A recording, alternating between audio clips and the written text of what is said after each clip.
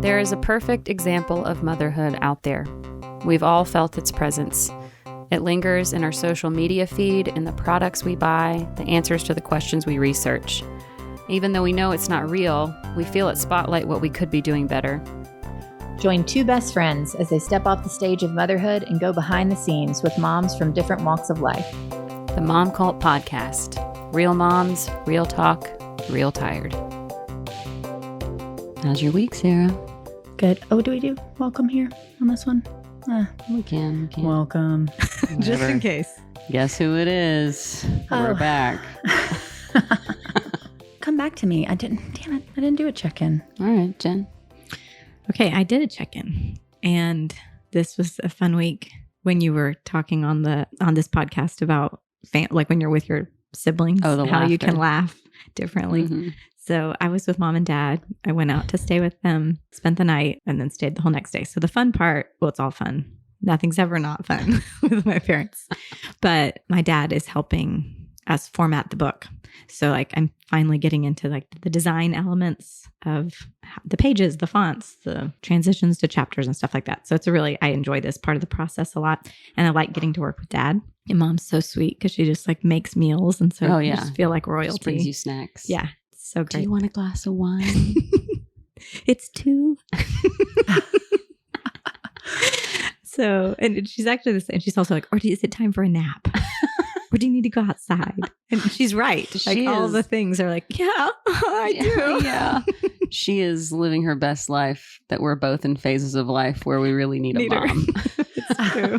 She's just getting to dole out her love language like crazy. So true. We're sitting there. Mom and dad are both working on their phones while I'm working on the book. And she gets up to go to the bathroom. You hear the toilet flush, you hear the sink run. She walks out of the bathroom holding a toaster. As one does.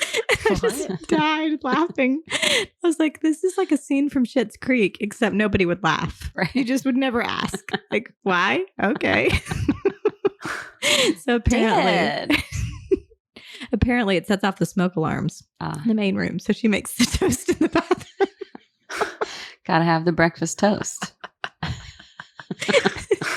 I wonder how many times they did that before they were like, I guess we're just going to have to toast our stuff in another room.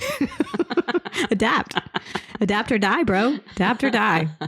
I wrote that I feel like these past couple weeks, I've been realizing one of the difficulty of having kids that are very different ages is that their needs are very different. And so I can be really focused and prepped for Penny's needs. And then when I'm done with those, I'm like, oh yeah, there's this whole other kid that needs like connection and attention. And I don't know, she wants to spend time with me and I just don't want to do that. And then I feel so awful for not wanting to spend time with her. I'm like, just go find a friend. I like send her down the street. Go see who's home. Yeah. That's called being an 80s mom. Yeah. You get home from school. I get that I have not seen you all day and it's been 15 minutes and it's too much. You got to get out of the house. Go. Please go. Build some resilience. I feel like I hear that though from people with that age spread and those exact kind of ages. I don't think you're alone. Well, I still will think back to Jenny saying like, oh, you're in the annoying years. And I'm like, oh, that makes me feel so much better. They are annoying. Even when they're not trying to be, they are trying to be a lot of the time. Right. This is the intention. Yeah. But even when she's being sweet, it's still, I just feel like I have no capacity. It's the physical exhaustion of Penny. Mm-hmm. And then now it's this like emotional and creative connection that Ava wants. And it's like, I'm tapped out. Yeah. Or I'm like reserving that for myself for working on my own creative stuff. Mm-hmm. I 100%. That's fair. Anyway. Well, and my kids were so close in age, which made it twice as hard in the energy side, right? But half as hard for all those reasons. Right. Like their needs stayed the same. They had themselves to entertain each other. Double. So the truth is, I don't think it matters Or if you only have one kid, right? Then you're dealing with, I only have They don't one. have a And person, right, yeah. right. And so there's hard and good things about every single version. I started making a list of things I expect Ava to be able to do at almost 10. What are the? What's But that I don't look like? know if it'll be as funny as I would like it to be. Well, I want to hear it. So I wrote, eat over her plate. It will help to move your chair within the same zip code as the table. Let's don't be throwing fits about cleaning up our own mess as if it's brand new information. Right. Know your surroundings and deduce the appropriate body movements. Is there glass near you? And yes, you will have to brush your teeth every night for the rest of your life. oh, yes, I feel that. Okay, God, wow, thinking. And see. Anyway, my check-in is that it's like he zoomed again, has been on the airplane, or like the airport zoom forward walkway thing, and he just really communicates a lot better, and everything's really moved forward a lot in like a week. So it feels That's like he's like a exciting. year older. Nice. When's his birthday? June 18th. So almost 3. Oh, dang. Yeah, soon. Just when we're about to get the soundbite, he's going to be 3. Oh, yeah. We'll get a different. But then Penny will be 2. Yeah. Yes. I thought of that. Perfect. So that's really fun. He feels like more of a person, and also is expressing like fear, but not. And he says, when he feels scared, he says, "It's not be scared, Baby. it's not be scared." Like he's comforting me, and I'm like, and he's like holding on, kind of, and his eyes are big, like if the room is So dark or sweet. whatever. Turn on the light. It's not be scared. Sorry, I said that too many times. That is so precious. Like you could That's say it right. 100 That's more right. times and I would just Love be on the it. edge of my seat. It's cute. And it's you. Um, It's not even him saying it. How did you feel about Sarah's impression? I was feeling the same way. I was like, that's right. What is it? It's so great. Oh my goodness. It's You so can be great. honest. I'm a big fan. You are an expert at Parker Thanks. Thank you. Isms. Parkerisms. Yeah. I know Parker through you. Yeah, I feel like I know him very clearly, only through Sarah. That's it. So one thing I was thinking of when you were talking about things your kids should know by now, Mm-hmm. mine with my kids was you will never get what you're asking for when you throw a temper tantrum. Mm. Even if I was on the verge of giving it to you, Right. like it's over. And I think I'm just so stubborn and strong-willed. I never, ever, ever gave into it. Not like one single time. And like that actually, year after year after year, it would be like, when did this work for you? Right. Why are When we did still that? Why are you trying? still doing it? And but they, like, it worked. It actually worked. Once they hit yeah. 20? If you can hang in there till your kid turns 20, you're going to be like, oh my God, it was all worth it. I mean, talk about long-term goals. And it's not even like a guarantee. It's not like a degree you're going to get at the end. Right. It could turn out terrible. Wait, did it work? You said it worked to not, like, it eliminated tantrums. Well, yes, but like it's one of their, like my kids have certain rules in their mind that they're very aware when they're with their peers don't have that. And so just put it in the, like, okay, we're in work life and somebody throws a fit. They're like, that's not going to work. You know, so you watch Right. people play out that stuff in adult Sure. life Mm-hmm. Yeah. too. So, and there are people who don't brush their teeth as adults. Like it really does. I would It will eventually somewhat get in include myself in that. Everything on my list about Ava is things that I still do. there. Pull up to the table, Joy.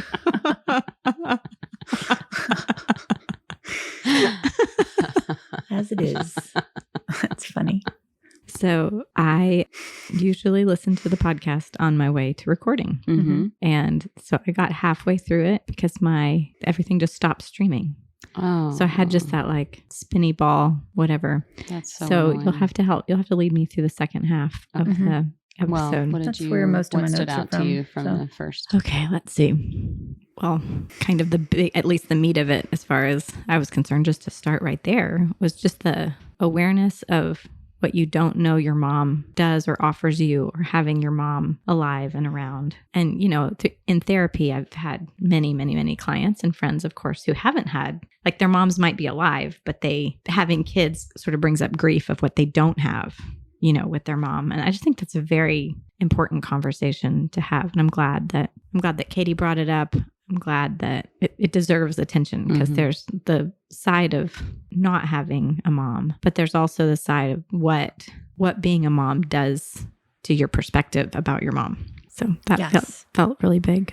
Totally. I was with my friend Christina. We raised our kids together, but she's got twin 24-year-olds, an 18-year-old, and then a 9-year-old. And that's so you would have some great conversations, Joy, about different needs of kids. I brought her for dinner Thursday night, and she was helping Beckham take his bath, and she was smelling his armpits to make sure he'd actually cleaned them, which he never ever does, and has to go back in. So she's like doing the sniff, and he's like, "But my belly's washed. You better sniff that." He goes inside, and she looks at me and she's like, "Can you believe I'm still doing this?" Still doing this. No, like it makes me want to weep. Like I said, Christina, there's no way you can understand. Like I'm writing a book. I did a TED Talk. I'm doing all these speaking engagements. I could freaking train for a marathon. I could just add 17 more things to the list, and they're nothing compared to getting through one day with kids at home. Like if that isn't the same energy and intention you put into that, you could do anything. And she just looked at me and she was like, "So that's why I don't get anything done."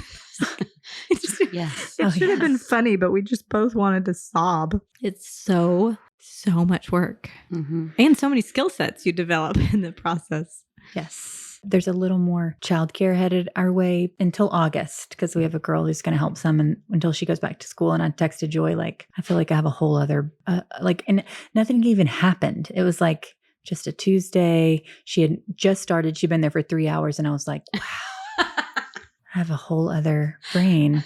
And not like I don't have help. I told Eric that, and it was like, I could see he felt like a little like, well, you know what? And I'm like, no, you literally help more than I even need, I feel. But it's just that having someone be the person and you can like completely check out. Exclusive. Yeah. It's like we both work. It's different, whatever. Right. Yeah. Right. You get it. Yeah. Sarah and I were talking about how the concept of trying to get anything done during nap times is ridiculous. It's just not enough time. One day he did a nap and it was like, oh, I don't know what am I going to do? I'm just going to quit. Right. I'll quit my job. Right. This is the only time in that period. I remember, which is impressive, Sarah. That's really impressive that both of you do a lot with your kids at home. I don't remember being able to do that. Like I remember trying to read. And, if you couldn't read, I still would cry. But at least I wasn't not doing a job, Right. But of course, remote jobs weren't a thing back in the day. But when I had my kids super close together, my husband was a teacher. And that's a hard job too. Like he had to go to work and take care of hundreds of kids all day long. So, but still, his job was easier than my job. We all know that. Yes, we do. And he was like, I would love to be the stay-at-home parent. We're having this fight. And I was like, and he was like, it'd be so great. I could finally write when the kids were down for a nap. And I thought, I'm going to punch you. I am going, all he could see is and I would be a writer. You'd be one of those writers that, sticks their head in the oven right, exactly. by dinner time.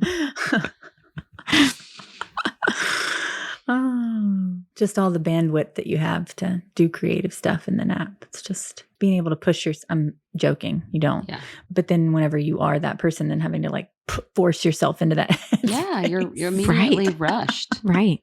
Or the first 30 minutes, you're still like, wait, are they down? Are they, every once in a while you hear okay, wait. I'm on edge the whole time they're napping because I don't know how long it's going to last. Right. How much you can invest yourself in something. How angry are you going to be if it gets interrupted? The more invested I get, the more angry I'm going to be when I get interrupted. So I'm constantly towing the line of don't get too involved because then you're just going to be angry at your kid when you go to get them out of their cage. Yeah. It's like Parker's way past a crib, I feel, but he's still in a crib. And Joy, actually, because I already said we're at my house today and walking through, Joy got to hear the sound machine that is fully like You're at in an least airplane. as loud as an airplane. It's so loud. Because his like room is open to the downstairs. I think this would explain the 3.5 hour naps. Yeah. It's like 74 degrees up there. Parker will go, it's too loud. He's starting to. That communicating thing is also means that he's like knowing what he needs. I'm like, is it? Oh, I've never heard you say that before, so I'm going to go ahead and ignore it. like 2 notches.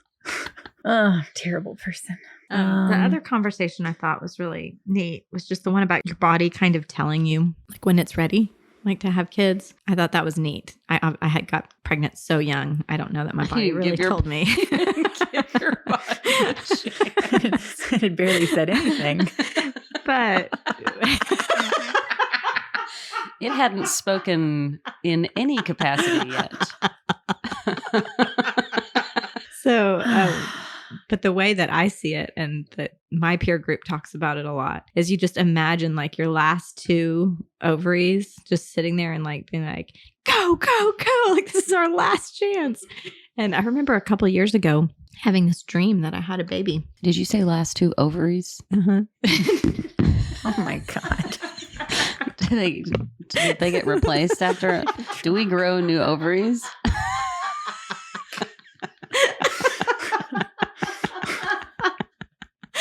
Eggs. The things the ovaries produce. This makes sense why you had children so young. You really don't know your body at all.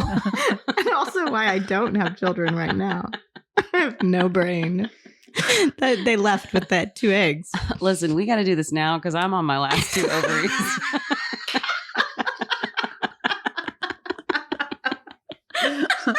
Were you going to say something if I didn't, or were you just going to let it? I didn't even notice it. Okay. I didn't even notice it. I did, and then I questioned whether I heard her correctly, and then I was like, maybe I don't know about bodies. I had the same, my mind did the same thing, and I was like, they're going no with one it. stopped me.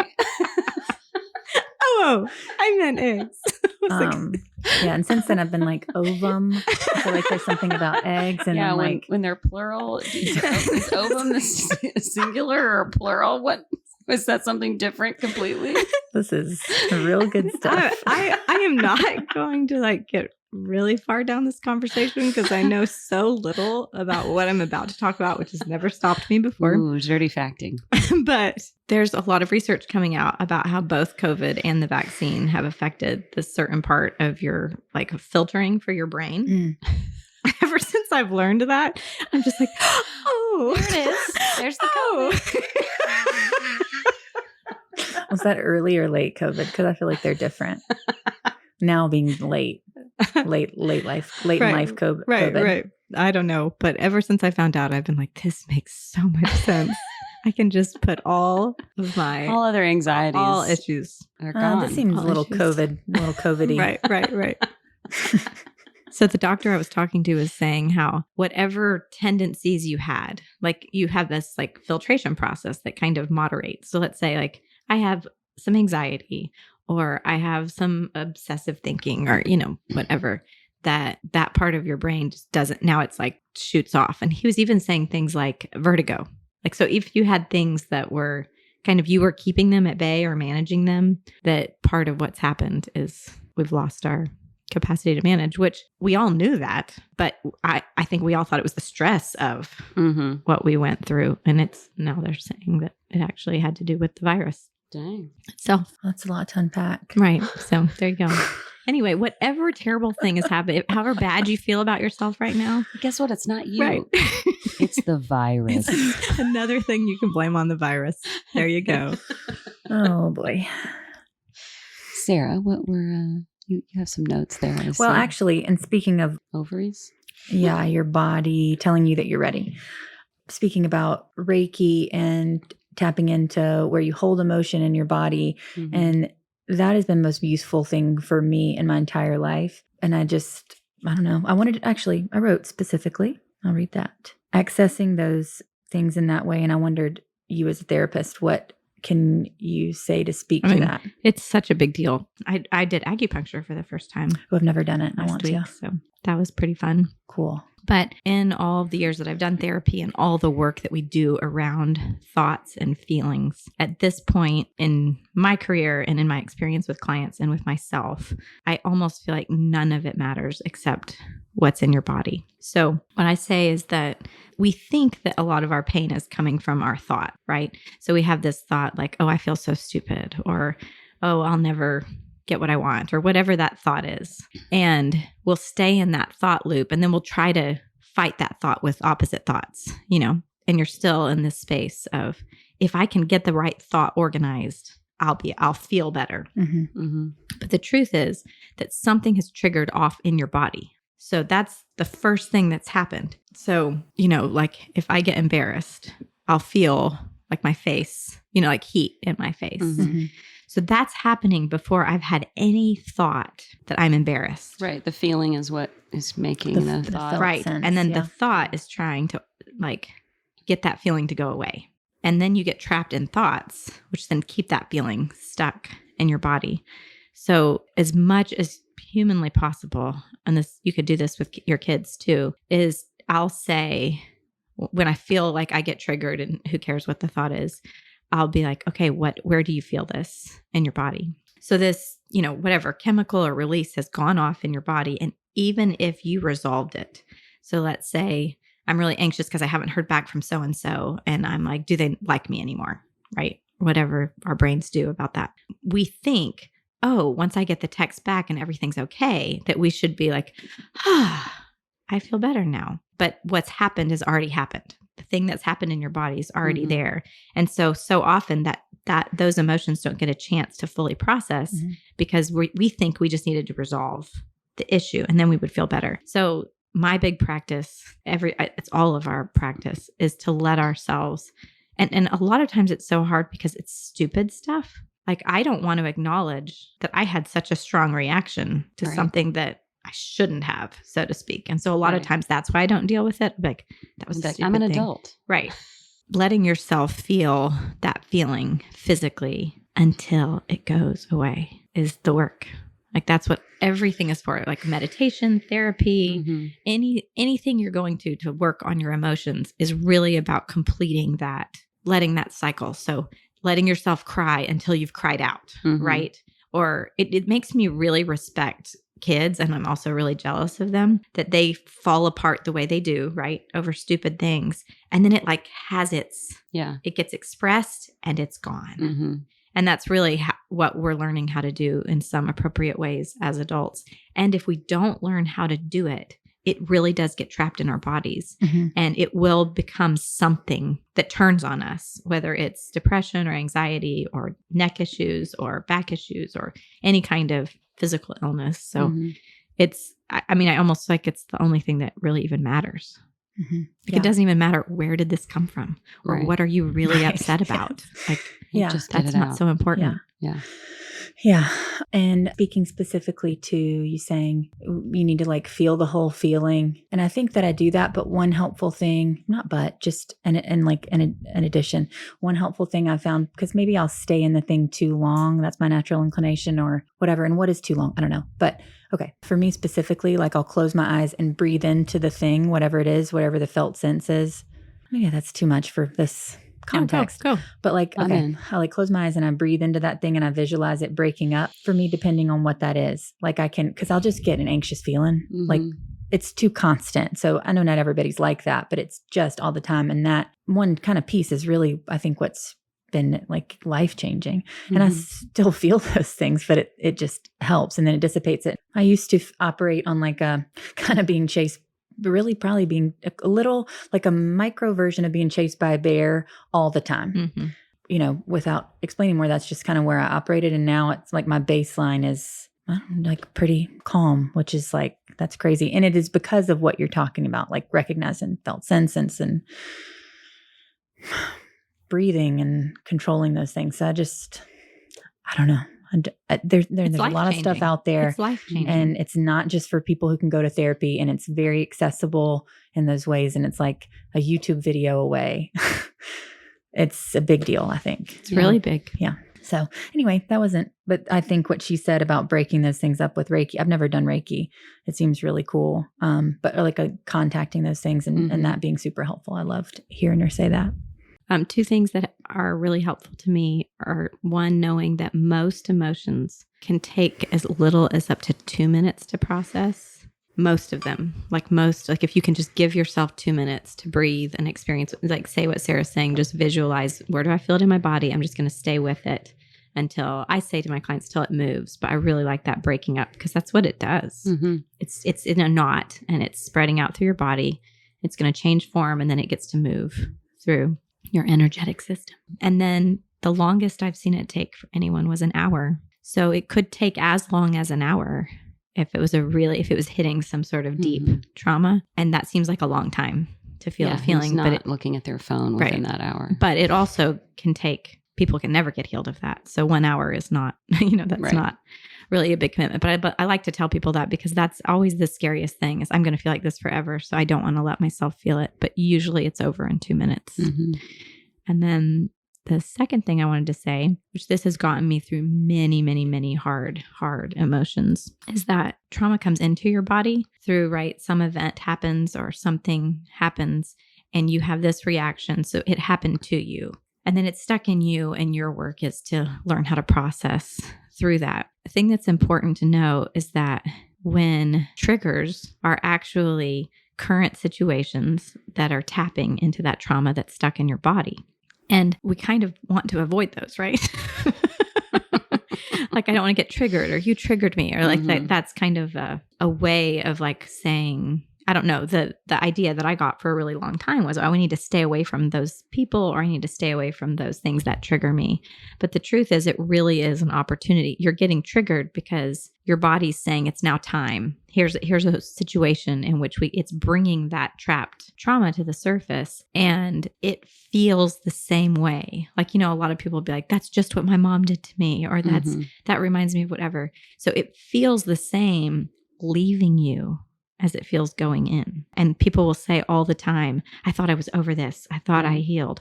Well, you are. That's what healing feels like. It will feel the same way. So imagine yourself like evil comes into your body.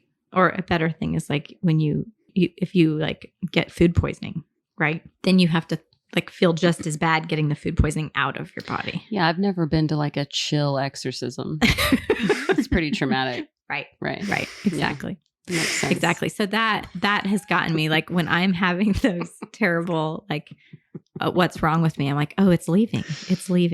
It just feels just as bad, but I'm healing. This is on its way. So those can be very helpful when you feel really vulnerable and overwhelmed with your emotions.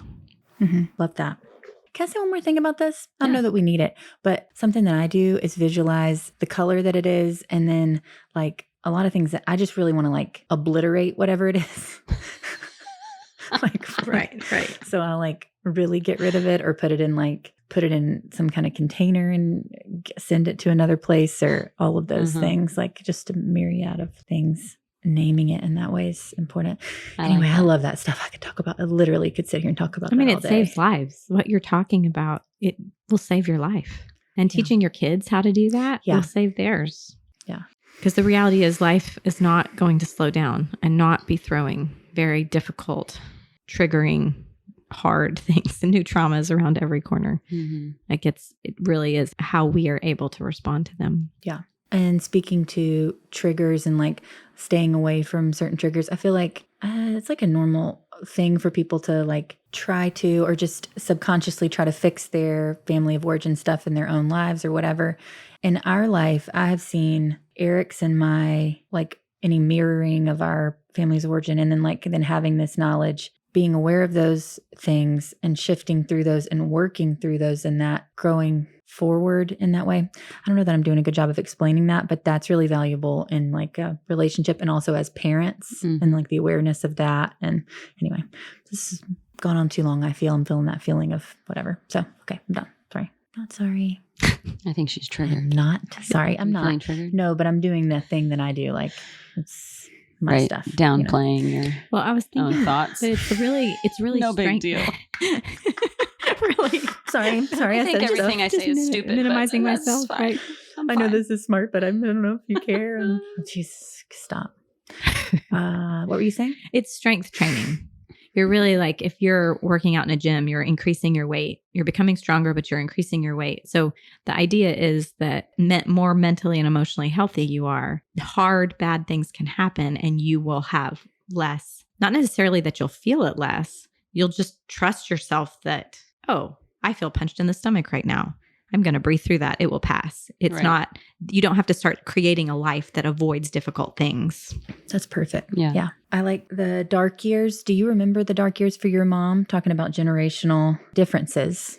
Did you get to the part I was talking So, about mom, Oh, how like she references her dark year or blackout years or whatever, living in the blue house, I'm guessing. Yeah. Oh, I remember him well. With all three of us. So she's asking you if you remember those years. Very Mom. well. Yeah. She remembers them well because I think mom would just hand me to Jenny. That's what I've been Be told. like, I can't do this. I don't remember that, which is probably why you got hurt all the time. It's actually no one was watching you.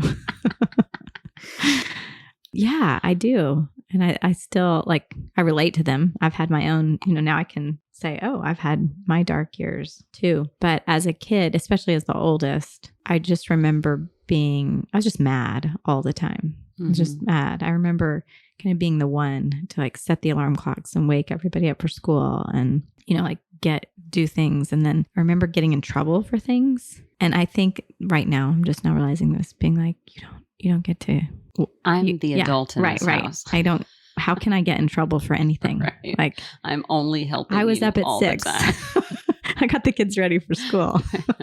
No, sorry. You don't get to get mad at me for walking outside with that boy after school instead of staying at the bus stop. So specific.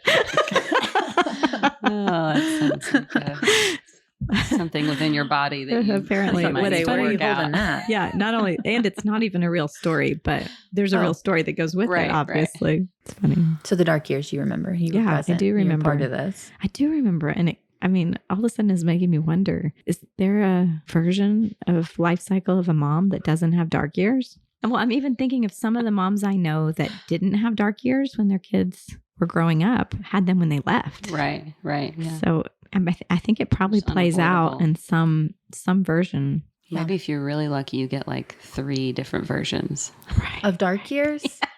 I just did a timeline of my life for a work retreat, and I did a collage-y thing, and it looked sort of like an hourglass shape, and the middle of my later adolescent years, or to 18, was a dark portion, and I'm going, I don't want to do another. And I had it go expand to this really bright, fun, thing now, and I'm like, no, I'm not gonna. No, I already had those. That's done. Yeah, no. But I wonder if that actually, I guess it just depends on your life, but. Yeah, maybe you end up having them before you ever have kids. Mm-hmm. And you have a new lease on life by the time you have kids. Yeah, right. That's exactly what. Congratulations. Thank Yours are over. You finished yours a long time ago, Thanks. Sarah. Thank you. Well, I would always meet people who had kids later and they'd be like, oh, I had all my fun. And I would just look at them and be like, I haven't had any fun yet. And now the tables have turned. And I'm just like, oh, now I'm having, my neighbors will come by with all their cute little perfect life and strollers. And they're like, I'm on my front porch doing whatever I do. And they're just like, how is it? How is it there on the other side? It's like, remember, you had all your fun. Uh-huh. You wanted to stop having it. Ugh, I had all my fun. Don't like that. Well, but I don't like it either. But Joy kind of alluded to it in the podcast, which was, there's also, you kind of come to the end of something. It's kind of like coming to the end of college. You're like, okay, that was awesome, but more of that isn't going to be more fulfilling. Yeah, I'm ready for more of something out of new. my system, and now I'm ready for the next thing. And you mentioned challenge, which I thought was interesting. I had never heard you say that before, but kind of back to avoiding difficult things. Difficult things are what fulfill us. All that's involved in that process. Mm-hmm. So if we're just putting off the difficult things, we're going to miss out on the things that really fulfill. Right. Which is why we all have children. Exactly. It's how really just to fulfill ourselves at the end of the day. Right. Some sort of sick way. So true. This is, I think, after probably the point that you heard also, but that Joy talked about her creative career, and that's really the part where I said that I felt like she carried it, and I did feel like that, but also it's irrelevant. The point was the way that you talked about your creative career and the way that you felt connected to your kids, and like it just felt really motivational and inspirational. And I don't have a point. I just want to say that I loved hearing that, you and Katie sharing that point. That was cool and good for me to hear, like as your friend. Just, I know it, but I liked hearing it. Not good, I just enjoyable. So what did it inspire you? Or how did it inspire you? Or what did it inspire you to do? My takeaway was to work or to pursue something, period. As a mom, you have to sacrifice something always. And the value in your kids seeing you pursue what you love and still being present for them, but also like the balance of that, those connecting points it felt validating and like warm and fuzzy. And I don't like warm and fuzzy. Scratch that.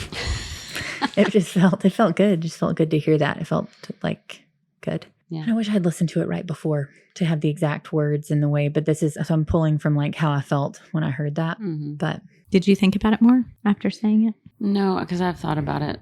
That's something that I'd been feeling for a couple of years, I would say. Have I already told you guys the whole, like me telling my kids, I'm a person, not a place?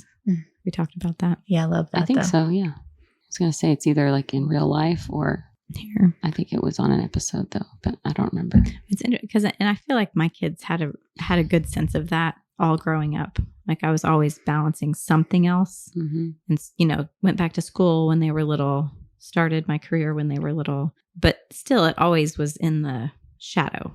I call it a shadow career. And I think there was something new when they would come home from college or wherever they were, that it was like, okay, we're all going to be kids again. And I'm like, I've moved on.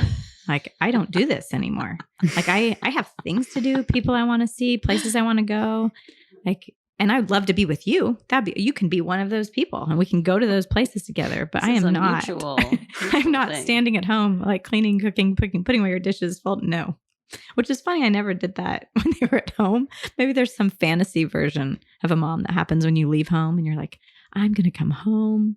Well, which kind of has happened with Mom. She didn't do that stuff for us when we were at home. Like she didn't? Not like she does now. Did you do your own? We did all, your own stuff. I did. I don't know if Joy felt the same way because she might have moved more into that. But she had a lot going on. Like she was always running Dad's business and stuff like that. She wasn't like the mom that was like, I'm going to pack your lunch for you. And whatever. Oh yeah. It was Lunchables. But she would do that now. Whatever the easiest thing. But now she would do that for us, for the kids. So I don't think I'll ever do that for anyone. No, Jeremy's like makes these elaborate lunches for her. Like, cause he's been taking Ava to school since I guess since post-COVID when Ava went back to school. And I don't think Ava's going to like it if it ever goes back to me taking her to school.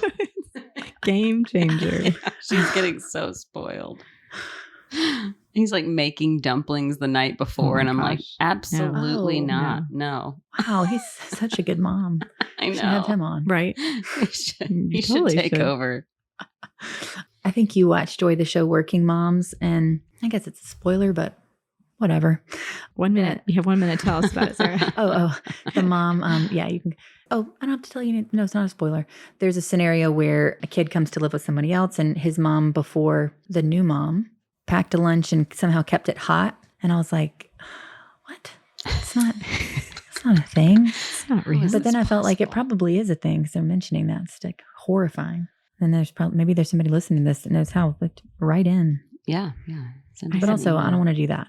This is one of my not proud moments. When I was still on Facebook, I guess, our sister-in-law had posted this like fun question for everyone. Like, hey, my kids are getting bored of what I'm packing for them for lunch every day. Do y'all have any ideas? Oh no. I was like, Demon Jenny just came to her keyboard. So, and of course her kids are like in middle school, high school at the time. And my kids have been making their own lunches since forever. Like that's kind of part of the Montessori thing is they learn how to do that kind of stuff early. So they packed their lunches so poorly that there were teachers like Miss Causey, who would actually bring a lunch for Avery because she felt so sad for what was packed in Avery's lunch. I was just like, like that poor girl, her mom. So this is one of my triggers before I knew how to work through my own emotions. So this lunch conversation sitting in my body right now. I actually have not worked through it because my whole body is on fire right now. You right now? It's hitting all the spots. Is it the guilt? So there's, right? Many Who knows, things. right, Sarah? It's so multifaceted. So like one does when they're on the other side of social media, I say, I think it's time for your kids to be making their own meals. I typed it in. And like, I also have Avery with me who's like, Mom, are you sure you want to say that? And I'm like, hell yes. Bam, send. So poor Megan. How well did she know us at this point? They were married. Okay. She and Jerry were married. It like invited everyone. Let's start bashing Megan. Making kids lunches. And then on top of that, then this is why kids are so entitled these days. Like it starts whole conversation. And then of course I did feel bad about it. I was telling, and Megan and I have made up. We're still friends. I was like, I'm so sorry. That was awful. But we were talking about like if that had been a conversation we were having here, right? And Joy was like, what do I pack in their lunches? And I was like, they should be packing their own lunches. That would be like a shut up. You know, like it would be a moment. Yeah, it's all about the tone, right? You can't and do the in experience, text or anything like that. It's so very tricky. Or maybe I would be like, don't say that, Jenny. Right. Imagine that. Yeah. Wow. But the whole lunch conversation really gets me. Don't get her started on lunch or pets. Yeah, I feel lunch is a stress point for me. I bet it is for a lot of people. I feel guilt about it. And I feel like I do a pretty good job, but I'm like, why am I wonder what that's maybe just my thing. I wonder what the teachers are thinking. Are they stressed that I alternate peanut butter and jelly and then a hot dog? And then when I don't add in green things. Like is it healthy enough? Yeah. That's something I want to talk about from Katie's interview was I think, Sarah, you asked the question, who do you go to for advice? That's such a good question. I mean, I was just like, I don't want to lose thank you. Thanks. Like, you really carried that part of the podcast. But the question being who? And it would be okay if it was a particular doctor that you followed or whatever. But it reminded me of your text thread that you had with Ava that you guys would text. Oh, with all the mom, like the first Momcult groupings of moms. Say a little bit about that. I think I just have I feel like there's like two main ones that I feel like still exist of circles of moms that I kind of gathered together while they were pregnant. And it's gotten quieter over the years. But like the first year, I feel like the text threads were the most active because it's like anyone else's baby stop sleeping through the night all of a sudden. And then like 6 other moms would be like, yes. And I wouldn't really say much. I was on the threads, but Ava was so much older. So I felt like I couldn't contribute much because I didn't remember the beginnings like that they were when they were in the middle of it. But yeah, no, they've just all mentioned that it's nice to, even if it's dormant for 6 months, that you can just be like, hey, this thing's happening and it's stressing me out. Is anybody else dealing with this? The biggest generational difference between me and you when I had kids and when you had kids is that now there's infinite information about all the right ways to do everything. Mm-hmm. And other people are carrying that information too. So there's just a lot of judgment about the right way to do things, that there is a right way. We've found the right way. This is it. And you're trying to find it. And if you're really vigilant, you might find and know the right way. But then, so that is why I think it's so important to always be talking to real people to see like what's really possible and how is this really playing out. Yeah. But the other part of it is just, let's say we did know. Let's pretend for a second we had figured it out. We'd cracked the code on how to parent well. The reality of how that can play out and how you can function and how much energy you have to give every day is still what is a factor. Right. What is reasonable, what is possible, not just what's the best. Right. Because everybody wants the best for their kid. Yeah, sure. In theory, Somebody was It's a saying, Let's not go relative. crazy. somebody was saying to me, like, Jenny, your kids are so amazing. And I was like, thank you. I take credit for everything that they are. And we were laughing about that. And I was like, that's not really untrue because I did some things that may have helped them. Like, oh, there's some good things I did for them. But the truth is my inadequacies Are just really as what much. made them shine. Exactly. That's exactly right. That's exactly I really right. taught them their own resilience. Yes. By Yes. being unavailable. Right. To their Whatever. needs. Or even just huge mistakes that I made watching, like, look at you. That boss you have to work with now, she ain't so bad, is she? all your peers are like crying how she treats you, but not my kid. My kid's like, I got this. I like hearing that. Sometimes I think I'm too rigid or with him, and that makes me feel better. Yeah. Too rigid with boundaries or like whatever it is. It'll change and you'll change. I mean, because I didn't really know her and it was over Zoom, I really wasn't sure going in how it was going to feel, but it was so enjoyable and easy, and talking to her was very easy. She had questions for us, which I don't know. It was just smooth. It was. What about you? I don't know. We have kids, right? Yeah. We can't. Right. We're not here to answer Your big ovaries questions. don't work okay? anymore. My ovaries, I'm out. I like used my what she last said. pair. I like what she said. I mean, I don't know if this is piggybacking. I mean, it is piggybacking on what Joy said. But when you say that, I mean, I think that's partly Katie being a person that's easy to talk to. But also, we always say that all moms, no matter how different we are, there are things that align, and that you sort of, I feel like connecting with her more, even though I've known her quite a long time and had like a lot of long conversations. That is interesting because like the mom stuff is so easy to connect on.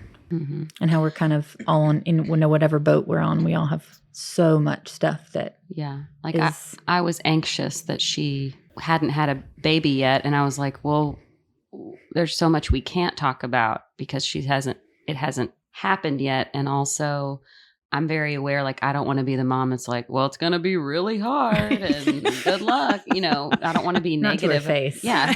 Not to her. It would never be negative to her face about it.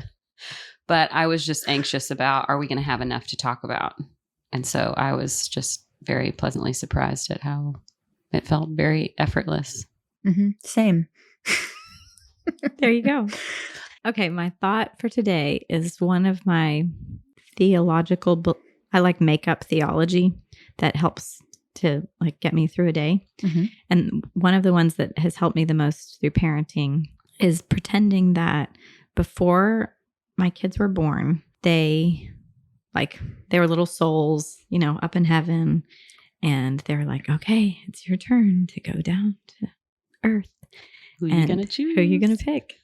And that our kids pick us based on what they know we need. And that they're like, oh, they chose me. Like they picked me. They knew I needed them. That's helped me through like so many different things with my kids. And specifically that part, what's coming up for me today is just that we're so aware of the ways we're inadequate as moms, Mm-hmm. and realizing that inadequacy is just as much a space for us to get to see what our kids learn from as the things that we do really well. And I remember one day, again, being just too tired to do anything and being in the kitchen, even though I was washing dishes. Hello. And looking out the window and being too tired to be fun with my kids, looking out the window and watching one of my neighbors pushing Avery on the swing and teaching her how to pump, and just watching this little interaction between, she was probably 3 and he was 6. And just watching him like, okay, and you go out and you go in, and watching her get it and like what was happening between them. Just being like, I'm so happy. Like she's learned so many things from me, like has so many things from me. And like to get to watch somebody else teach my kid and what that's doing for him and for her and their relationship. And just to not be afraid of all the gaps between you and what your kids need, because that's really what's going to create a life for them. Not just their dependence on like other people and relationships, but also in themselves. Like, oh, I got myself through that. My kids, most of my kids' friends use their moms like an app, like for whatever they need, whenever they need it, all the time. And I for two reasons. One, I don't have a texting relationship with my kids, but that wasn't a thing we had when they were at home. But my kids do not, I mean, I get calls for like, this is a hard thing, or I want whatever, but I'm not, oh, my feelings got hurt this minute. Like I watch my kids be able to work through it themselves, or be with the person they're with and talk to that person about what they're going through. And so all that to say, I mean, a mom is the ultimate God figure in a kid's life, right? Like you grow them, you keep them alive. And for them to get to see, and I've talked to both of my kids about this since last summer, when they kind of experienced me like, oh, she's not perfect. Like, oh, she's a human. It was terrible at the beginning because they lost so much. But I watched my kids become adults through that process. Like, oh, she doesn't know everything. She can't help us through everything. And just to maybe lean in a little bit more to the ways you feel inadequate, and just pause and step back and see the way that inadequacy is just as much a part of your kid becoming in life as all these great things that you want to be. Right. Thanks, Jenny. It's good. You're welcome. Thank you, Eric, for recording us. Thanks, today. Eric. And Anna. And Anna. She's in there. Do you want to do like a plug, like a Oh, subscribe? right. I don't know. Yeah, whatever that please means. like, subscribe, heart, wherever you listen, especially on iTunes, I believe. If you can write a review, We have that'd be great. 17 reviews Nice. so far. 5 That's stars, good. not to brag. And I said, listen, I don't care how dumb it is. I really want a review, just to write one. I mean, I'm gonna write one ourselves. So We think we're awesome. yeah. We don't apologize for what we say on this Anastasia podcast. Beaverhouse. Beaver. I stole that. It's from Will and Grace. I was like, you had to have stolen it too fast. It was too good. Too fast, too good. Yeah. And shout out to Mr. Aaron's Goods. Yes. At Mr. Aaron's Goods for all of your Bagels and pasta. grocery sort of ish. Yeah. What do you call it? Lots of foods, good stuff. And Goods. it's some of the best pasta I've had. It really is incredible. It's in my top. It might be my top 3. Yeah. Where do I get some of this pasta? At Mr. I hate that smack part. Damn it. Stop it. I did it. I'm sorry. I didn't see it.